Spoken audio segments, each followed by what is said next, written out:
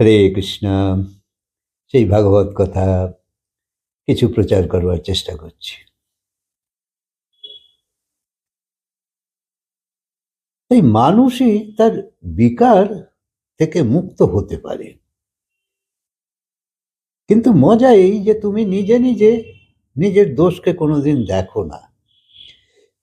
কেউ যদি তোমার কথা বলে তাহলে তোমার রাগ আসে যে তোমার দোষের কথা বলছে, হয়তো তারপর তুমি ভেবে দেখলে বুঝতে পারবে যে হ্যাঁ, এটা ও ঠিক বলেছে। তাই কারুর সাহায্যের দরকার আমার পিউরিফিকেশনের জন্য। এই যদি কেউ সাহায্য করে, সহযোগিতা করে, তাহলে খুব ভালো। আর এখানে বাইরের লোককে থেকে না জানবার চেষ্টা করে ভগবানের সঙ্গে করো। অর্থাৎ সৎসঙ্গ করলে তোমার স্বরূপের পরিচয় হবে।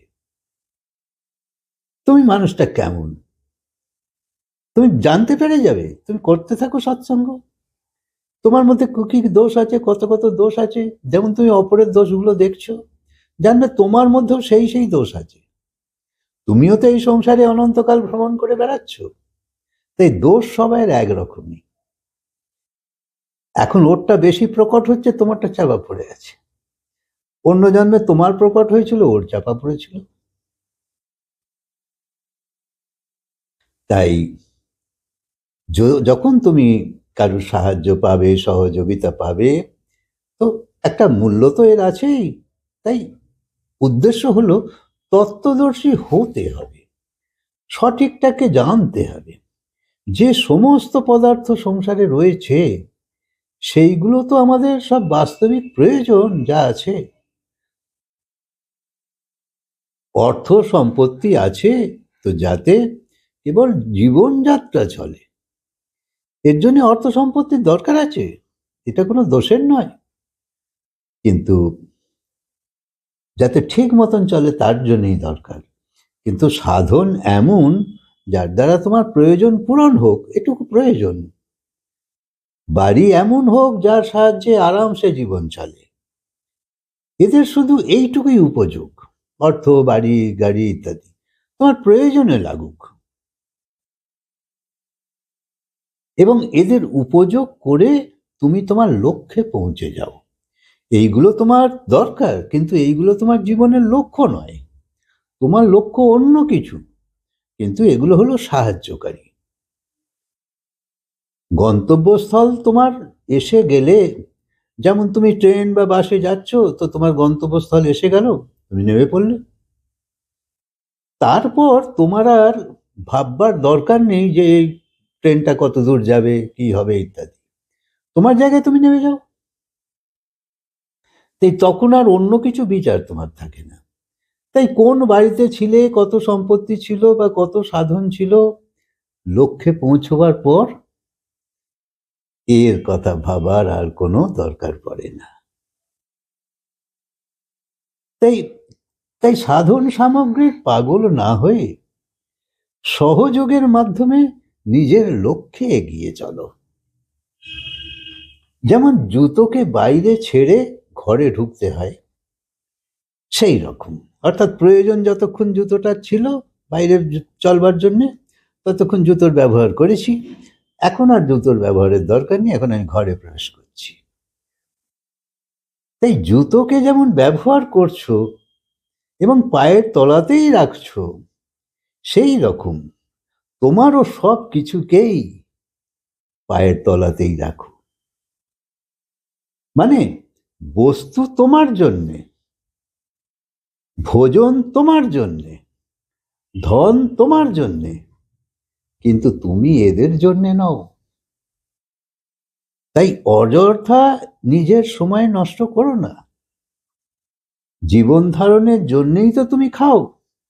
তাই যতটা খাবার হলে তোমার জীবন ধারণ হয়, অতটুকুই প্রয়োজন। বাকি তুমি নিয়ে কি খেয়ে কি করবে, সে তো তোমার শরীরে উৎপাত করবে। তাই শ্রীমদ্ ভাগবতকে মহাপুরাণ আখ্যা দেয়া হয়েছে। ভাগবত তো এমনি এমনি হয়নি, এ তো ভগবানের ভাগবতের 4টে নাম। শ্রীমদ্ ভাগবতকে পরমহংস সংহিতা বলে। ভগবত জনের ভাগবতের ভগবানের প্রিয় জীবন যারা মুক্তির দিকে যেতে চায় তাদের কথাই হলো এই ভাগবত। অন্য সব পুরাণ, সেই কিন্তু এই ভাগবত হলো মহাপুরাণ। এই যা কিছু কথা বলে চলেছি এই ভাগবত মহাপুরাণের কথা। আর সুখদেবজির মতন মহারাজ যার নির্গুণ ব্রহ্মের জ্ঞান আছে, অর্থাৎ নির্গুণ অর্থে যার গুণ নেই, অর্থাৎ সে 3 গুণের অতীত, তাকে গুণাতীত বলছি, তার জ্ঞান যার আছে, এই রকম মহাপুরুষেরও এর শ্রবণে এবং মননে আনন্দ এসে যায়। তাই তাকে পরমহংস সংহিতা বলে। কারণ পরমহংস মানে সে হংসেরও ওপরে, যার ওপরে আর কিছু হয় না। পরম হংস মানে তুমি নোংরা ছিলে, পরিষ্কার হয়েছ। তাই চতুর্থ নাম হলো এর কল্পদ্রুম। যে যে কল্পনাতে, যে যে ভাবনাতে, যে যে ইচ্ছাতে এর শ্রবণ করবে, সেই সেই কল্পনা বা সেই সেই ভাবনা বা সেই সেই ইচ্ছা সব পূরণ হয়। ভাগবত এক রসময় গ্রন্থ। তোমার সবসময় ভালো লাগবে ভাগবত কথা, এ তোমায় নিরস করে না। সংসারেরই বরং রস নিরস হয়ে যায়, এ কথার রস কোনো দিন যাবে না। তাই যার জীবনে শ্রদ্ধা নেই, নম্রতা নেই, তার জীবনে অহংকার থাকবেই, উদ্বেগও থাকবে। তাই শ্রদ্ধা বা নম্রতা জীবনে খুব প্রয়োজন। ভাগবতের শ্রোতা এবং বক্তা অবশ্যই বিনয়ী হতে হবে, নম্র হতে হবে। সুখদেবজি এবং রাজা পরীক্ষিত এ তো নম্রতারই প্রতীক।